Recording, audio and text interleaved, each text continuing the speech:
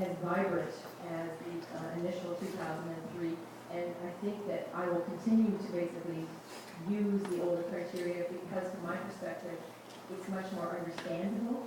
And also, you have to rule out everything first. And I think with the new diagnoses with the seeds, they're assuming that these things have been ruled out, but unfortunately, they didn't actually say it when they wrote the paper. So that's my understanding. They assume that all these other things are ruled out. But I think I'm going to use probably both, but the emphasis will be on the old, making sure that they are ruled out, because you have to rule out cancers and other things before you can make a diagnosis. So, what's new in the news, basically? There's all kinds of things that are coming up in terms of what's happening in the immune system in both ME and FM. So what's fascinating is that we are finding there is a difference between normal people versus ME versus FM, which is great. In terms of clinically, it's not available. These are research tools, but it's like HIV was 30 years ago. Now they're starting to get some refinement on where to look. And it's in the immune system. And I think what they're finding is that the cytokines, which are the mediators of the proteins that are involved in inflammation, are not the same as people who are normal. So there's something immunologically happening that's not normal in people with ME and FM. So in particularly the people that are newly diagnosed, those are less than 3 years, they've been able to find some substantive differences. In others, they were actually being able to measure this one particular cytokine called leptin, which is basically a hormone involved in obesity and in hunger.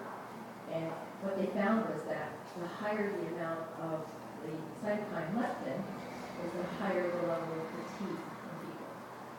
So this is fascinating to me. So we really are just learning the alphabet here, so I don't want anybody to take away, oh, we have all the answers, we don't. We're learning the alphabet of how the immune system is affected in ME and FM, and at the same time with both FM, basically. They're just not the same. They're not normal. They've also done some studies on the brains, as we know, and they found in ME that there are basically differences in interferon gamma, which is basically a response protein that responds to viral infections. And they found that this is increased in people who have ME. So this shows there is an underlying infective something or other that's happening, and the brain's reacting, and that could be part of the problem. In terms of the sleep studies, there's been lots of sleep studies done. It shows in both populations that there is reduced stage 4, which is the restorative part of your sleep cycle. So you people go to bed, you're tired, and then you have a lot of interruptions in your sleep. And you can actually watch that on the sleep study. And you don't get down into the stage 4 sleep, which is a deep restorative, oh, I feel better kind of sleep. And that's what you're missing. So that is well documented in the literature. In terms of the pain and fibromyalgia, they've done functional MRI studies, and what these are is watching your brain work as it's stimulated by something on the outside. So for example, if someone pinched me on my left arm, the opposite side of my brain would go, oh, you're being pinched, and it's a slight pinch, and that's what my brain would see. If I pinched a patient with fibromyalgia, what would happen? Their entire brain would light up and say, I'm in a lot worse pain, don't touch me. And this is part of the problem with fibromyalgia. There's a brain interpretation problem. Too much of the brain is being recruited to basically for the amount of stimulus of the pain. And also now they've actually done studies in the skin and of the nerves, and now there's an abnormality they're finding in the actual nerves in the skin. So there's problems at both the entry level and the understanding level.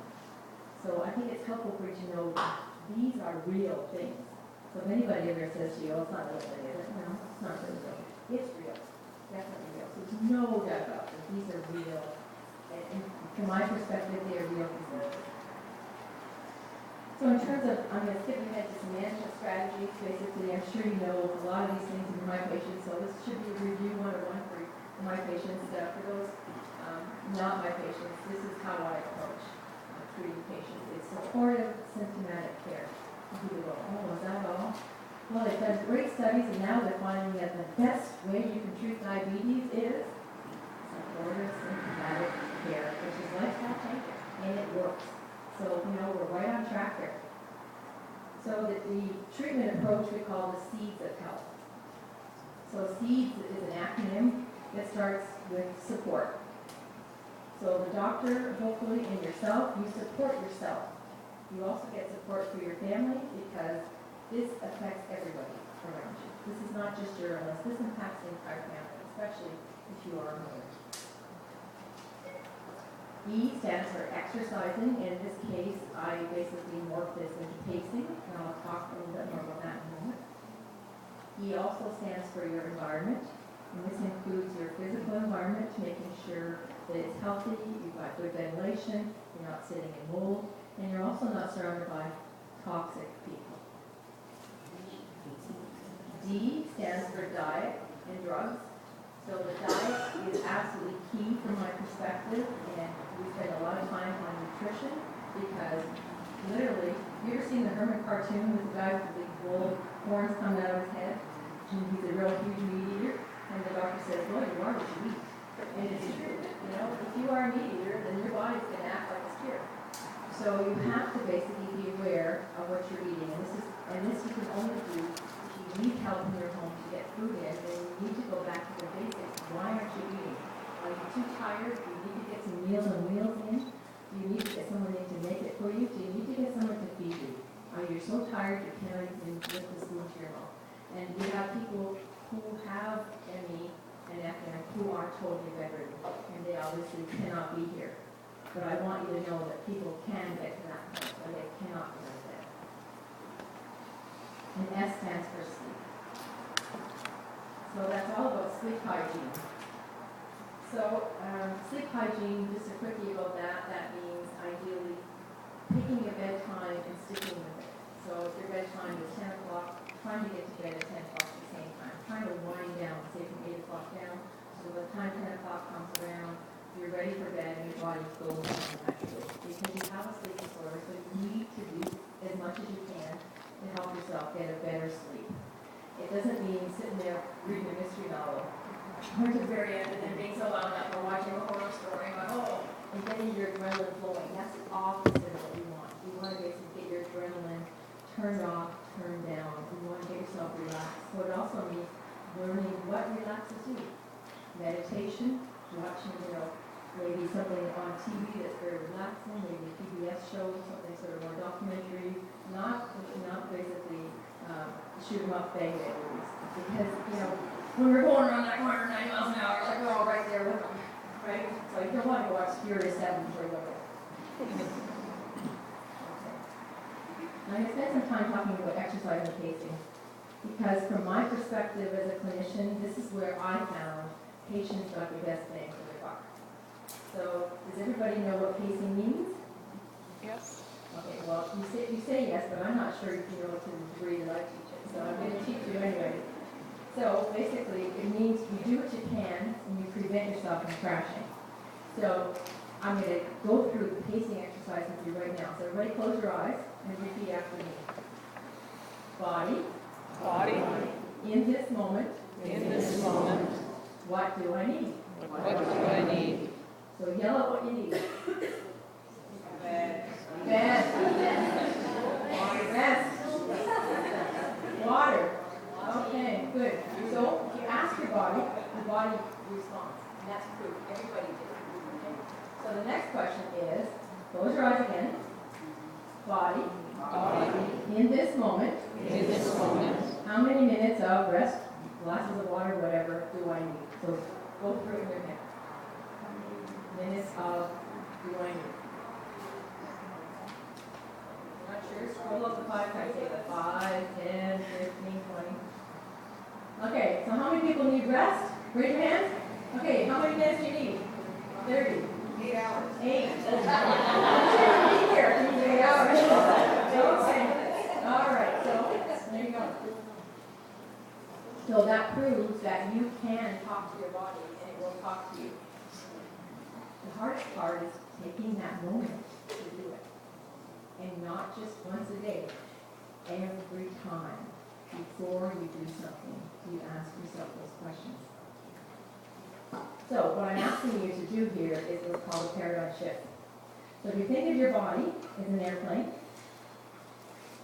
you've got the pilot sitting in the pilot seat and the co-pilot sitting in the co-pilot seat. In normal people, the pilot is the brain. The body is the co-pilot, right? So a typical example for women, the brain says, oh, let's go shopping today. The body says, okay, let me go to the bathroom and grab my wallet. We're going. And that's it. You don't think about how much time will it cost me, what's the problem here. You just go because you have lots of energy. Because with MEFM, you do not have that anymore. That's part of the definition. You have fatigue. So you need to deal with the fatigue. So I'm asking you to put the brain in the co-pilot seat and the body in the pilot seat. Now the brain still has the ideas. The brain says, let's go to the mall today. And the body says, well, I don't know. I've already been to the doctor today. I think I should go home and let's revisit tomorrow.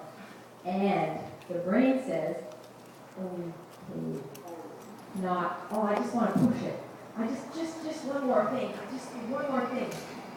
If that one more thing, you need to delete that language from your vocabulary. And that's how it is. So first thing you get in the morning, you go to the bathroom, you do your usual stuff, you say, body doesn't know what do I need? Body says, I need to have breakfast. How many minutes can I have breakfast for? 5, 10, 15? You have 15 minutes, and you set an external timer, which can be a little mini timer you can buy at the store, at the dollar store, or you can set your cell phone or whatever thing is external here. Why? How many people have memory problems here? So if you don't do it externally, you won't remember. Okay? And then when it goes bing, you stop. And you say, okay, I've done my 15 minutes of breakfast. Body, what do I need to do next? It says rest.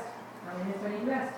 5, 10, 15. You go find your couch, go lie down and meditate. Set your timer, don't forget. And then when it goes off 15 minutes, bing! You have to say, body, what do I need? And it says, I'm okay, I think I'll do a little bit of housework, maybe some laundry. How many minutes I get for? 5, 10, 15, 20. Okay, then just pick up a little bit. So you set your timer and off you go. You do the laundry, you don't get it all done. And it goes, bing! What do?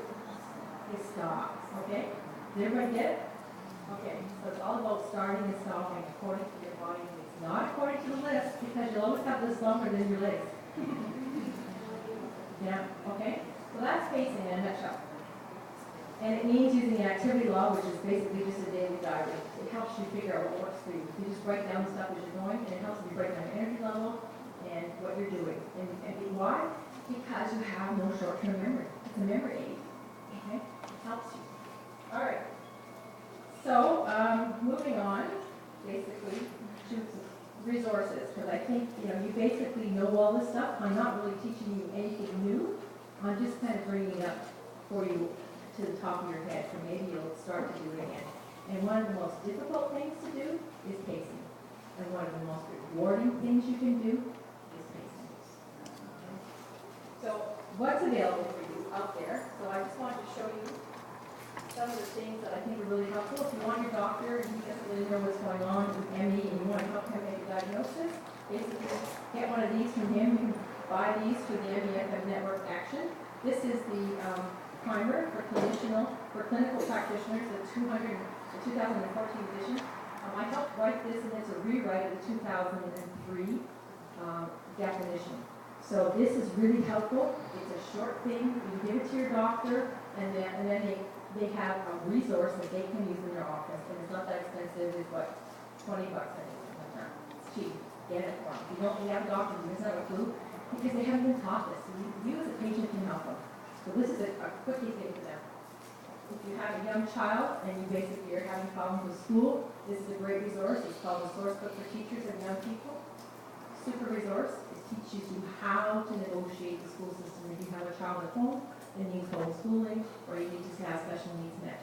Maybe the child wants to know to go half a day to school, etc. For those of you who are cut off and basically need insurance things, especially Canada Pension Plan, this is a brand new, it's called the Canada Pension Plan Disability Application and Appeals Guide. It's great, it's brand new, it's written just for you, and it will really help you to figure out how to apply for your CPP disability benefits. Okay. And in terms of the book that I have written for you, the patients, basically, this is the